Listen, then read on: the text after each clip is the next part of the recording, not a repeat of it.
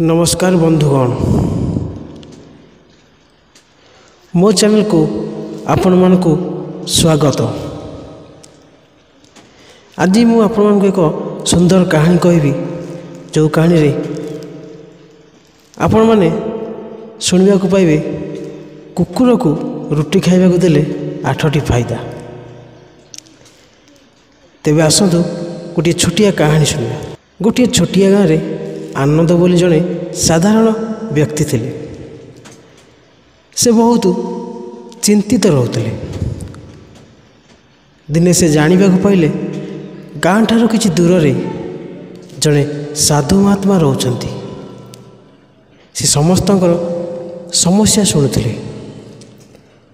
परदिन आनंद से महात्मा को भेट करने को चलला। सेठी पहुँची आनंद देखिला जे महात्मा आश्रम रे किछि लोक मानकु उपदेश देउथिले। आनंद जाई महात्मा को प्रणाम कला। कहिला, गुरुदेव, मो मन रे किछि प्रश्न अछि। महात्मा कहिले, मन रे किछि संदेह न रखी पचार। तम मनर की प्रकार प्रश्न अछि?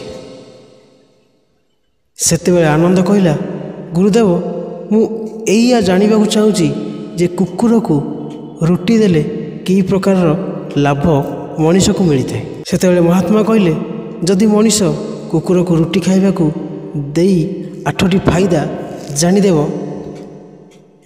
केतेबेले भी से दुखरे रहिबो नाही। कुकुर को गोटिए रुटी खाइबा को देले 8टी प्रकार फायदा होते। जदि कौनसी मनुष्य यही 8 प्रकार फायदा जानी दिए, तार जीवन धन्य हो जीव। ता जीवन रे केबे दुखर कला बादल आसीबो नाही। जदि कौनसी मनुष्य पृथ्वी रे कुकुर को रुटी खाइबार 8टी फायदा जानी दिए, से जीवन रे बहुत सुखर रही है।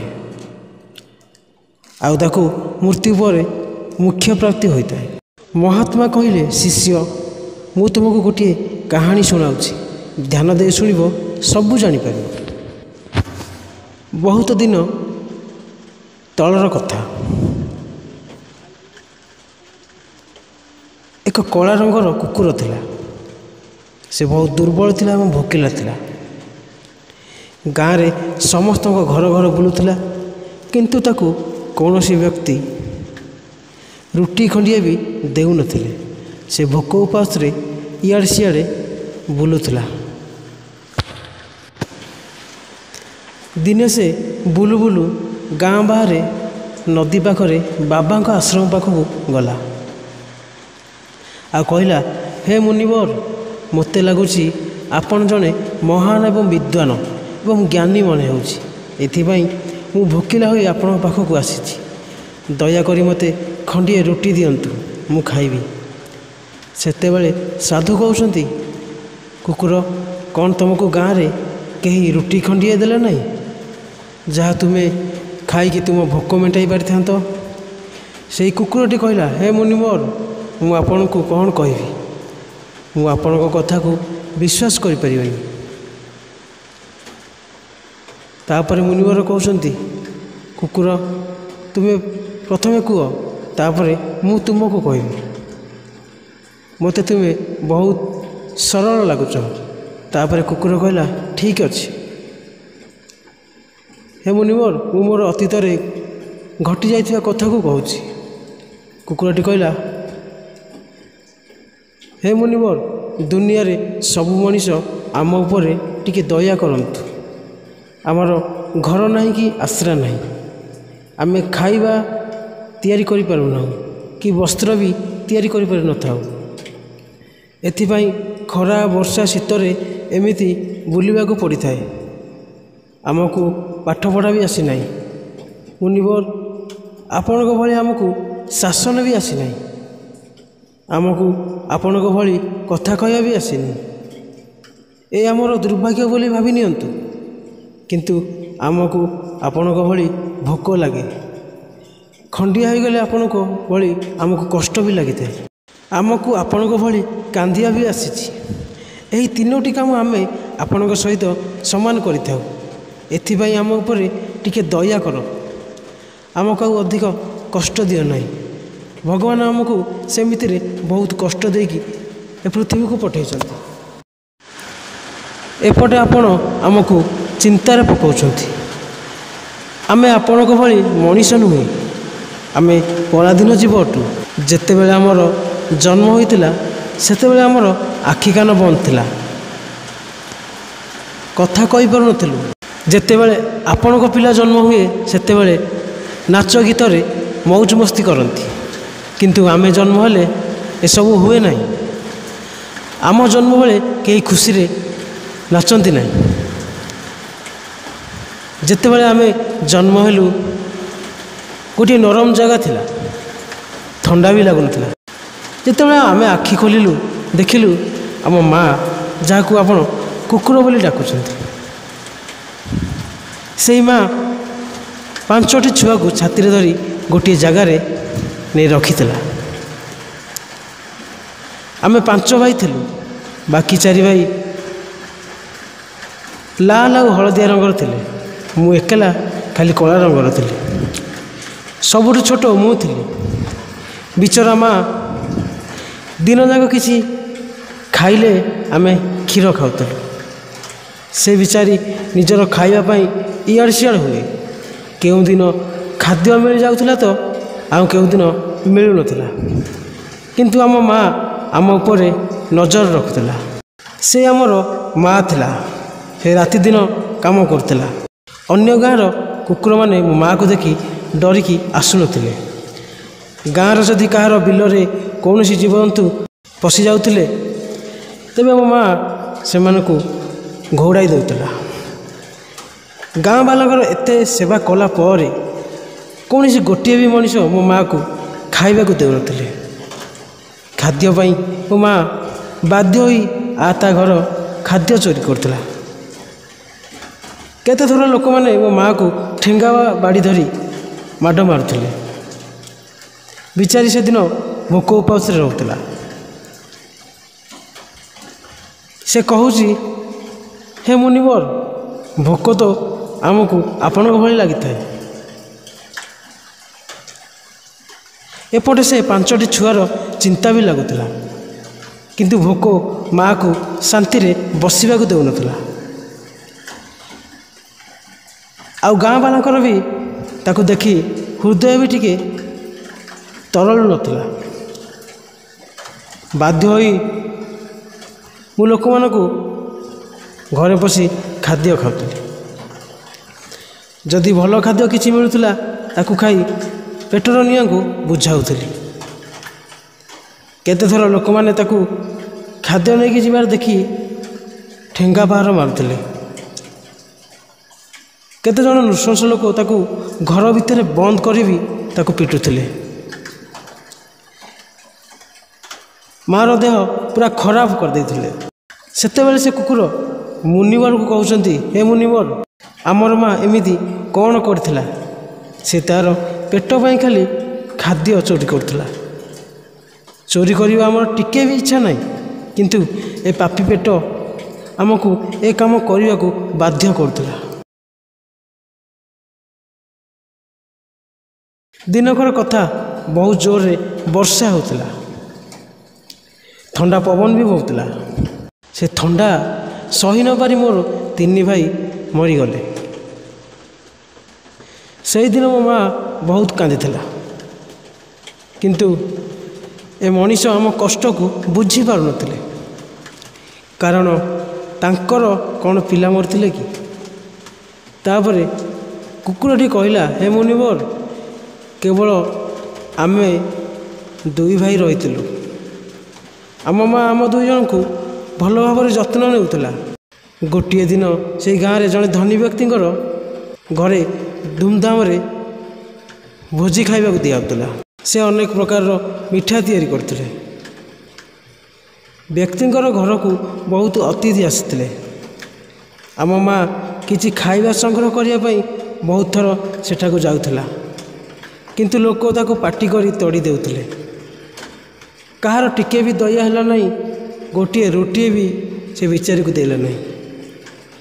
ଖଣ୍ଡିଏ ରୁଟି ଦେଇଥିଲେ କ'ଣ ଅସୁବିଧା ହୋଇଥିଲା? ଆମ ମା ବାରମ୍ବାର ଯାଉଥିଲା, ଛିଡ଼ା ହୋଇ ଚାଲି ଆସୁଥିଲା।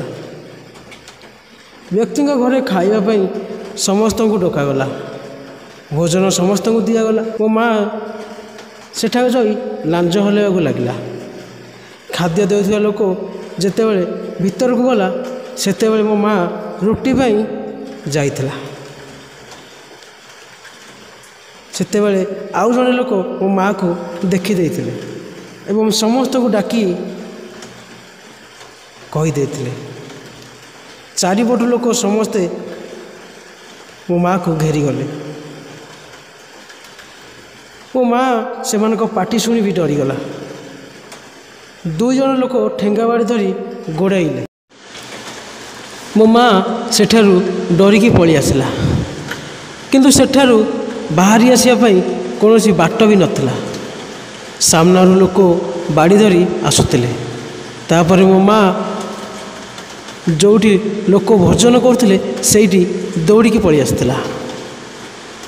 କୁକୁରଟି ମୁନିବରଙ୍କୁ କହିଲା, ମୋ ମା' ସେଠାରୁ ଆସି ଯେତିକି ଆଶ୍ଚର୍ଯ୍ୟ ହୋଇନଥିଲା, ସେଠି ଲୋକମାନଙ୍କୁ ଦେଖି ବହୁତ ଆଶ୍ଚର୍ଯ୍ୟ ହୋଇଯାଇଥିଲା। ଯେଉଁମାନେ ଭୋଜନ କରୁଥିଲେ ସମସ୍ତେ ଉଠି ପଡ଼ିଲେ।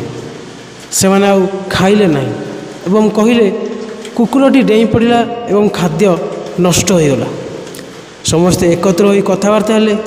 ଖାଦ୍ୟ ତ ସବୁ ଖରାପ ହୋଇଗଲା। ବ୍ୟକ୍ତି ଜଣକ କାନ୍ଦି ପକାଇଥିଲେ, କାରଣ ତାଙ୍କର ସମସ୍ତ ଖାଦ୍ୟ ନଷ୍ଟ ହୋଇଯାଇଥିଲା। ଅତିଥିମାନେ ଖାଦ୍ୟକୁ ଖାଇବା ପାଇଁ ମନା କରିଦେଇଥିଲେ। ଜଣେ ଜଣେ କହୁଥିଲେ, ଭାଇ, କୁକୁର ସେଇ ବାଟରେ ଗଲା ବୋଲି କ'ଣ ଖାଦ୍ୟ ଖରାପ ହୋଇଗଲା? ସେ ତ ଖାଦ୍ୟରେ ମୁହଁ ପୁରେଇନି, ଖାଲି ଚାଲିକି ଯାଇଥିଲା। ସହରରେ ତ କୁକୁରମାନେ ଘରେ ମାଲିକ ପାଖରେ ବସିକି ଖାଉଛନ୍ତି, ଏହା ଖରାପ କଥା ନୁହେଁ। କିନ୍ତୁ ଖାଦ୍ୟ ଖାଇଥିବା ଲୋକ ବୁଝିବାକୁ ନାରାଜ। ସେ କହୁଥିଲେ, ଏ ଭୋଜନ ଖରାପ ହୋଇଯାଇଛି ଏବଂ ସେ ଖାଦ୍ୟ ଖାଇଲେ ନାହିଁ। ତାପରେ ଭୋଜନକୁ ଗରିବ ଲୋକଙ୍କୁ ବାଣ୍ଟି ଦିଆଯାଇଥିଲା। ସେହିଦିନ ମୋ ମା' ପେଟ ପୂରା ଖାଇବାକୁ ମିଳିଯାଇଥିଲା। ଏମିତିକା ସୁଖ ସେ ଜୀବନରେ କେବେ ବି ପାଇନଥିଲା।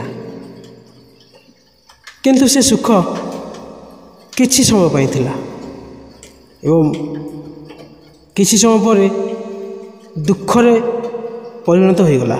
ମୋ ମା' ଖାଇକି ଶୋଇଥିଲା ବେଳେ ବ୍ୟକ୍ତି ଜଣକ ଠେଙ୍ଗା ଧରି ମୋ ମା'କୁ ପିଟିବାକୁ ଲାଗିଲା। ଆଉ ମା'କୁ ଦୌଡ଼ିବାକୁ କୌଣସି ବାଟ ବି ନଥିଲା। କଷ୍ଟ ସହି ନ ପାରି ମୋ ମା' ଚିତ୍କାର କରୁଥିଲା। ତା ଦୁଃଖ ଶୁଣି ପଥର ବି ତରଳିଯିବ।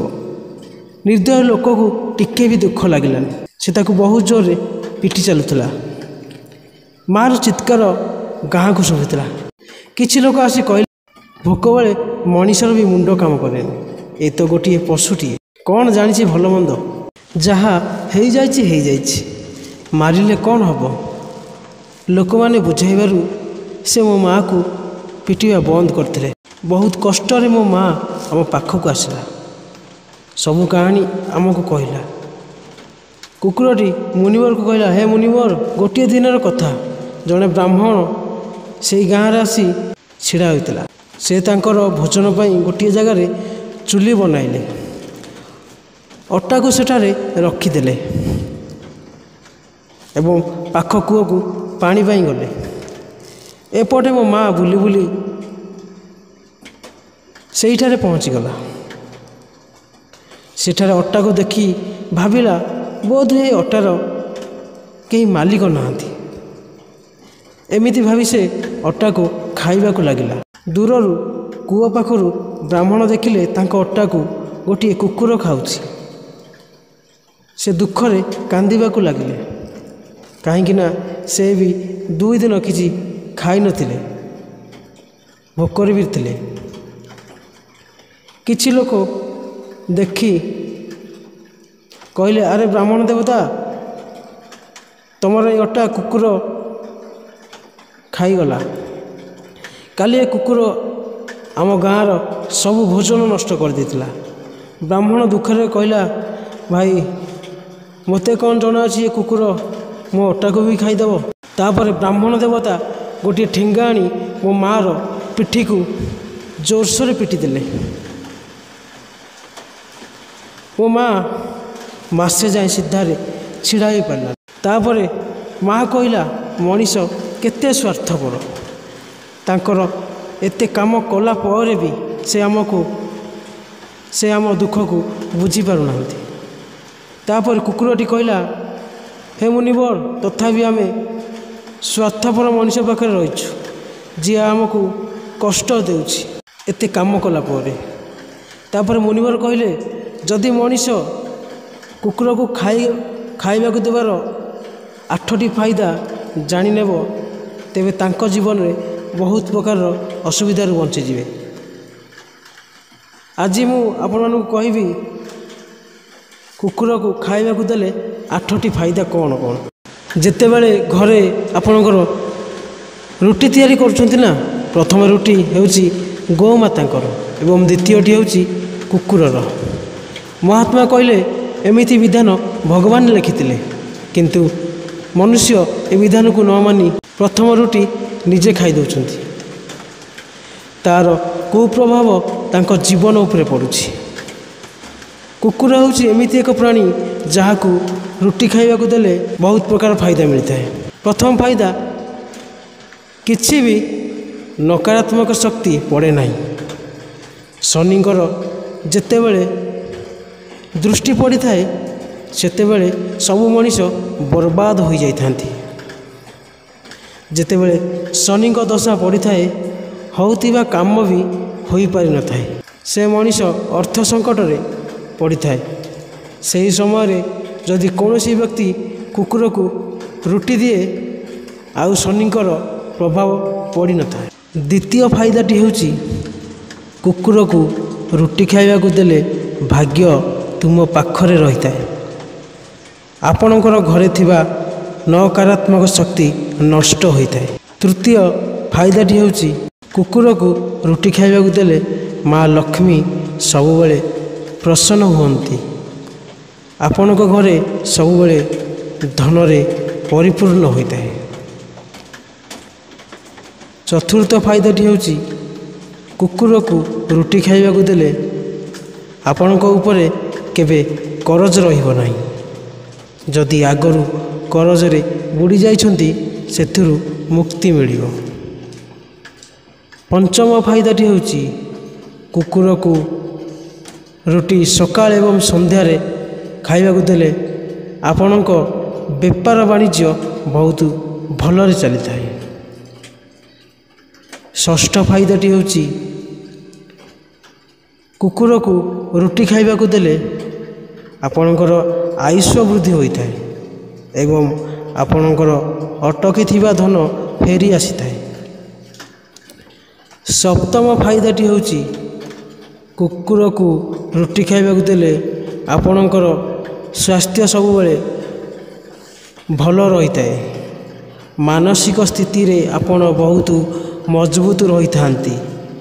ଆପଣଙ୍କ ମନ ସବୁବେଳେ ଖୁସି ଲାଗିଥାଏ, ଭଲ ଚିନ୍ତାଧାରା ଆସିଥାଏ।